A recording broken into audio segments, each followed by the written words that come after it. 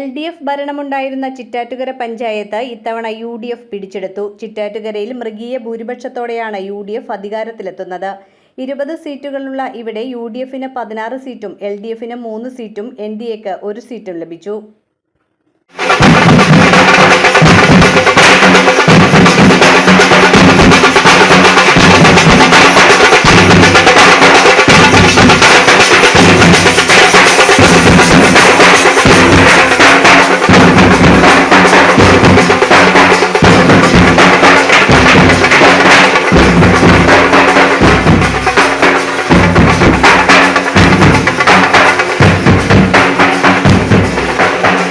ജനങ്ങളുടെ ഒരു ജനവികാരമാണ് ഈ കണ്ടത്. കാരണം 20-ൽ 16 സീറ്റും മേടിച്ച് UDFന് അധികാരത്തിലെത്തിക്കഴിഞ്ഞപ്പോൾ ഒരു കാര്യം ഞാൻ ഉറപ്പിച്ച് പറയാം, ഈ 16 സ്ഥാനാർത്ഥികളും MLAയുടെയും MP യുടെയും ഫണ്ട് ഉപയോഗിച്ചും പഞ്ചായത്തിൻ്റെ ഫണ്ട് ഉപയോഗിച്ചും ജില്ലാ പഞ്ചായത്തിൻ്റെയും ബ്ലോക്കിൻ്റെയും ഫണ്ട് ഉപയോഗിച്ചും ജനങ്ങളിൽ ഒരാളായി ഇനി വരാം ഞങ്ങൾ ജയിച്ചു കയറിയിട്ടുള്ള 16 മെമ്പർമാരും 16 വാർഡിലും നമ്മുടെ അവിടെ നാട്ടിലെ ഓരോരുത്തരുടെയും കൂടെ നിന്നുകൊണ്ടുള്ള ഒരു പ്രവർത്തനമായിരിക്കും.